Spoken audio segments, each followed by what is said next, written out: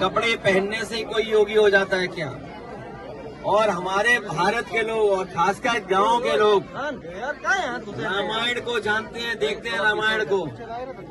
वो ये भी जानते हैं कि सीता माँ का अपहरण जब हुआ था तो रावण भी साधु के भेष में आया था। ये जन जन जानता है, पूरा प्रदेश देश जानता है। जितने लोग सनातनी लोग हैं वो जानते हैं, हिंदू समाज के लोग जानते हैं जो है कि जब रावण को सीता माँ का हरण करना था तो रावण साधु के भेष में आया था। इसलिए हमें और आपको सबको बहुत सावधान रहना पड़ेगा ऐसे लोगों से जिनका व्यवहार भाषा बहुत खराब हो गई है, अनडेमोक्रेटिक लैंग्वेज बोल रहे हैं, जो कह रहे हैं कि सोशलिज्म समाजवादी जानते ही नहीं है। ये एम्बुलेंस का काम, समाजवादी मतलब सबका साथ, समाजवादी मतलब सबको सम्मान, समाजवादी मतलब सबको साथ लेकर चलने का। हमारे मुख्यमंत्री कुछ जानते ही नहीं है। ये पहले मुख्यमंत्री हैं जो कुछ जानकारी नहीं रखते हैं। इनसे पूछो समाजवाद, इन्हें समाजवादी नहीं पता है। इनसे पूछो लोकतंत्र, तो उसका जनता, ये जो देश की और प्रदेश की जनता देख रही है, उत्तर प्रदेश की जनता इस बार भारतीय जनता पार्टी ने, जिन्होंने महंगाई, बेरोजगारी और किसानों को बर्बाद किया है, हमारे भाईचारा को, ये योगी जी को भेज देंगे इसकी लाइट के लिए। अभी पढ़ ले रहे, ये जो बिजली का इंतजाम अभी तो वीरपुर वालों ने मुझे दिया है बहुत सारे कागज।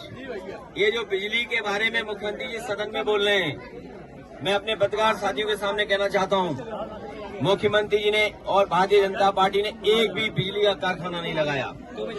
अगर कोई बड़ा बिजली का कारखाना लगाया हो तो बता दें। एक बिजली का कारखाना नहीं लगाया। और जिन तारों से बिजली घर घर पहुंचती है, जिन ट्रांसमिशन लाइनों से, जिन सब स्टेशनों से, ये सब सब स्टेशन और ट्रांसमिशन लाइन समाजवादियों ने बिछाई थी। इन्होंने हर चीज को खराब कर दिया। ये इनका बस चले तो ये एक्सप्रेसवे को भी खुदवा दें। इन्होंने महाकुंभ में तमाम हमारे श्रद्धालुओं की जान ले ली, कोई मदद नहीं की। मैं आपके सामने बड़ी जिम्मेदारी के साथ कहना चाहता हूं, जितने भी श्रद्धालु जिनकी जान गई है, सरकार मदद करे। 50-50 लाख उसकी पहुंचाए घर परिवार वालों के लिए, और उनकी भी मदद करे जो एक्सीडेंट में जिनकी जान चली गई, जो आए थे, जो स्नान करने आए थे, घर लौटे। जरूरी है कि जिस तरीके से कोर्ट ने पक्ष में फैसला लिया है, सभी लोगों के कोर्ट केस भी खत्म करेगा। और इसी तरीके से आप देखेंगे जितने भी समाजवादी लोगों को झूठा फंसाया है, चाहे वो आपके आजमगढ़ के विधायक रमाकांत यादव हों, एक हमारे प्रजापति जी हैं अमेठी के, उनकी पत्नी को मुख्यमंत्री जी ने भरोसा दिलाया था कि बहुत जल्दी उनके केस वापस हो जाएंगे, उन्हें रिहा कर दिया जाएगा। मुख्यमंत्री जी ने खुद बुला करके, जो हमारी सरकार में मंत्री थे जिन्हें जेल भेज दिया गया, उनकी पत्नी को खुद आश्वासन दिया है मुख्यमंत्री ने कि बहुत जल्दी जेल से छुड़वा देंगे। इसी तरह इरफान सोलंकी जो जेल में, वो भी छूटेंगे। तमाम हमारे पार्टी के वरिष्ठ नेता, तमाम मोहम्मद आजम खान साहब, न केवल उन्हें भारतीय जनता पार्टी और सरकार न्यायालय से उन्हें न्याय मिलेगा, बल्कि न्यायालय उनके केस। नौजवानों से, गरीबों से अपील करूंगा कि उत्तर प्रदेश में समाजवादियों ने नए काम करके दिखाए थे, चाहे वो एम्बुलेंस जो गांव-गांव जाती है मदद करने, वो समाजवादी एम्बुलेंस है।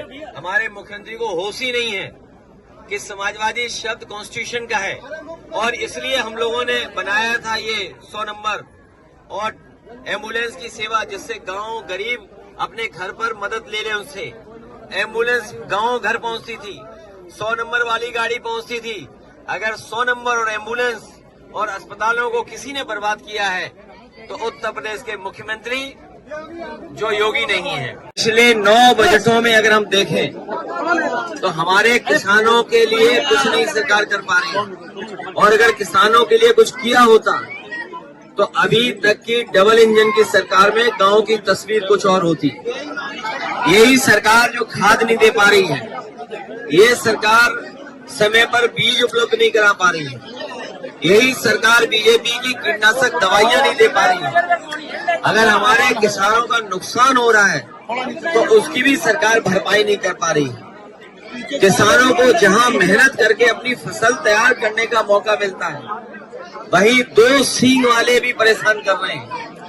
हर खेत की रखवाली करनी पड़ रही है और हमारे बड़े पैमाने पर बेरोजगारी है। 9 साल में इस सरकार ने नौजवानों को नौकरी रोजगार नहीं दिया। सोचिए आप, अगर नौजवान को नौकरी और रोजगार नहीं मिलेगा तो उनका भविष्य क्या है?